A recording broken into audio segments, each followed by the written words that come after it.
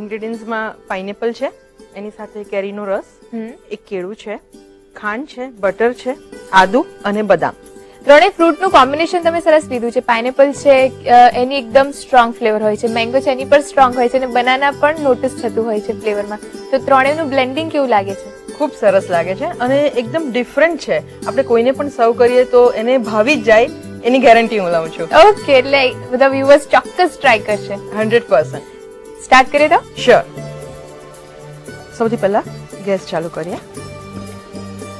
Majority ડિઝર્ટ્સ ઠંડા સર્વ થતા હોય છે, આપણે એક હોટ ડિઝર્ટ રેડી કરી રહ્યા છે. યસ, અને જનરલી એવું હોય છે કે 80% લોકોને હોટ પુડિંગ ભાવતા નથી હોતા, ઓકે, જેમાં હું પણ આવી જાઉં છું. પણ આ એક એક્સેપ્શનલ કેસ છે કે આ ડિઝર્ટ ખૂબ જ ટેસ્ટી લાગે છે. તમે ગેરંટી લીધી છે, કોઈ ચિંતા કરવાની વાત જ નથી. શ્યોર. તો સૌથી પહેલા આપણે ટોટલ 2 ટેબલસ્પૂન બટર લીધું છે, જેને આપણે ટુ સ્ટેપમાં સોટે કરીશું. યસ, તો 1 ટેબલસ્પૂન બટર, એની અંદર આ પાઇનેપલની સ્લાઇસ છે, થીક આપણે કટ કરી છે. સેન્ટર પોર્શન છે એને પણ લઈ લઈએ છીએ આપણે. હા, આપણે બટરમાં પાઇનેપલને સોતે કરવાના છે. ઓકે, આ ડિઝર્ટ આપણે 4 થી 5 લોકોને સર્વ કરી શકીએ એટલી ક્વોન્ટિટીમાં તૈયાર થશે.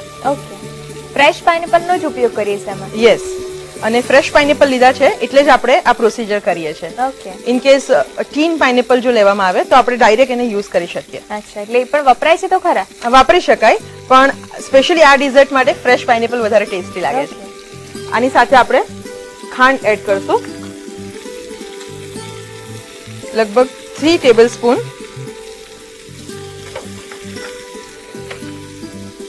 ડિઝર્ટ્સ ઘણી બધી પ્રકારના હોય છે હિમાલી, જેમ કે આપણે હોટ અને કોલ્ડ ની તો વાત કરી, પ્લસ કોઈ ડિઝર્ટ એવા હોય છે કે જેને સેટ કરીને બનાવવામાં આવે છે, જેમાં સેટ કરવા માટે જિલેટીન, ચાઇના ગ્રાસ વગેરેનો ઉપયોગ થાય છે.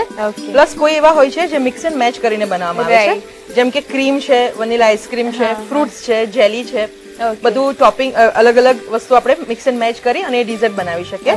તો એ ડિઝર્ટ વધારે ટેસ્ટી લાગે છે. જે સેટ કરેલા ડિઝર્ટ હોય એના કરતા આપણે મિક્સ એન્ડ મેચ કરીને જે પણ ડિઝર્ટ બનાવીએ તે ખૂબ ટેસ્ટી લાગે છે. અને હવે તો એવો પણ ટ્રેન્ડ છે કે હોટ એન્ડ કોલ્ડ ડિઝર્ટ, અને એવું બી થાય કે એક ઇન્ડિયન સ્વીટ ડિશ ની જોડે સમથિંગ વેસ્ટર્ન. યસ,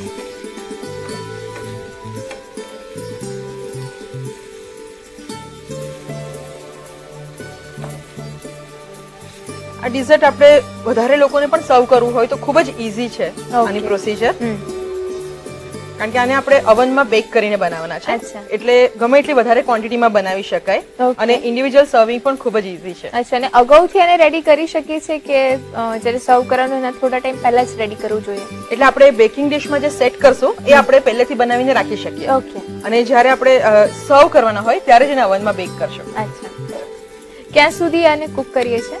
બસ થોડો ટાઈમ માટે, શુગર આપણને લાગે કે મેલ્ટ થઈ ગઈ છે ત્યાં સુધી.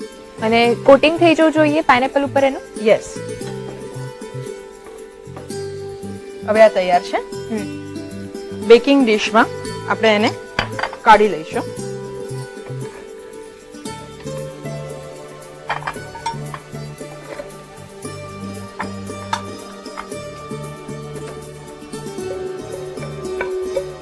ખાંડ છે મેલ્ટ થયેલી એ પણ એડ કરી દઈએ છીએ. હા, ત્યારબાદ આપણે ફ્રૂટી કેરેમલ સોસ બનાવવાનો છે. ઓકે, તો એના માટે આપણને કેળું જોઈશે એક, જેને આપણે ઝીણું કટ કરવાનું છે. આમાં તમે 3 ટાઈપના ફ્રૂટ્સ લીધા છે, તો આ 3નું જ કોમ્બિનેશન આમાં લઈએ છીએ કે બીજા કોઈ ફ્રૂટના કોમ્બિનેશન કરી શકીએ? મેંગો અને પાઇનેપલ તો લેવાનું છે કમ્પલસરી. ઓકે, બનાનાની જગ્યાએ આપણે એપલ લઈ શકીએ. અચ્છા, એકદમ ઝીણું ચોપ કરી લઈએ છીએ. હા, હવે આપણે કેરેમલ સોસ બનાવશું. ઓકે, બાકીનું 1 ટેબલસ્પૂન બટર, ત્યારબાદ 2 to 3 ટેબલસ્પૂન શુગર,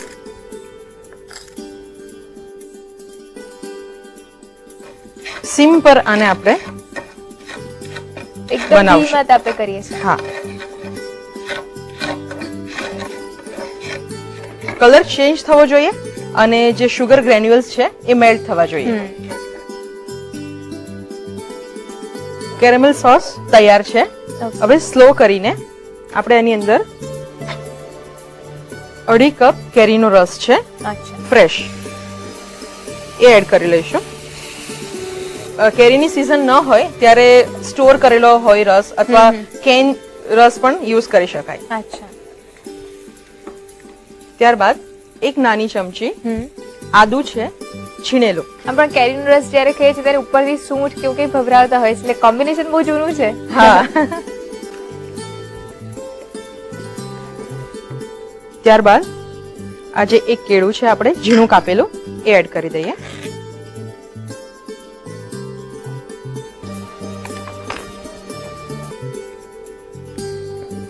બધું બરાબર ગરમ થઈ જાય, મિક્સ થઈ જાય ત્યાં સુધી આપણે આને સ્ટર કરશું. ઓકે તૈયાર છે. આ પાઇનેપલ જે આપણે બેકિંગ ડીશમાં નાખેલું છે એની ઉપર આ સોસ રેડી દઈશું. ઓકે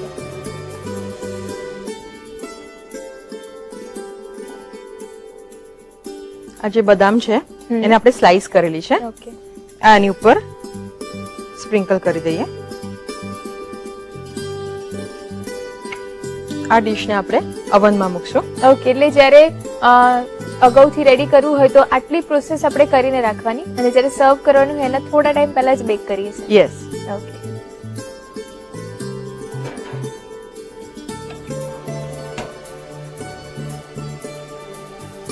250 ડિગ્રી ઉપર 10 થી 15 મિનિટ માટે આપણે આને બેક કરશું. ઓકે પુડિંગ બેક થઈ ગયું છે, કાઢી લઈશું.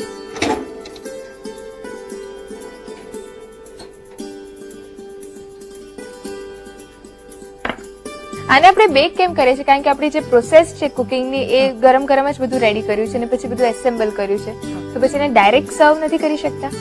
ડાયરેક્ટ સર્વ કરવા કરતા બેક કરીને એનો ટેસ્ટ વધારે સારો લાગે છે, ફર્સ્ટ. એન્ડ સેકન્ડ ઇઝ આપણી જે પ્રોસેસ છે આ જે ડિઝર્ટ બનાવવાની એને આપણે બહુ જ ઈઝી કરી દઈએ છીએ. ઓકે એટલે at the time of serving વધારે તકલીફ નહીં થાય. અચ્છા, એટલે બેક કરવા મૂક્યું હોય તો ગરમ ગરમ સીધું સર્વ કરી જ શકીએ. હા, અને આગલા દિવસે પણ તમે આ બેકિંગ ડિશ રેડી કરીને ફ્રીજમાં મૂકી દીધી હોય તો સેકન્ડ ડે જ્યારે પાર્ટી હોય ત્યારે જસ્ટ બેક કરવાનું જ બાકી રહે. અચ્છા, હવે શું કરીએ છીએ આમાં?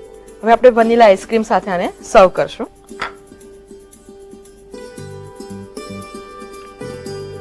ચેરીઝ, ફ્રેશ ચેરીઝ થી ગાર્નિશ કરશું.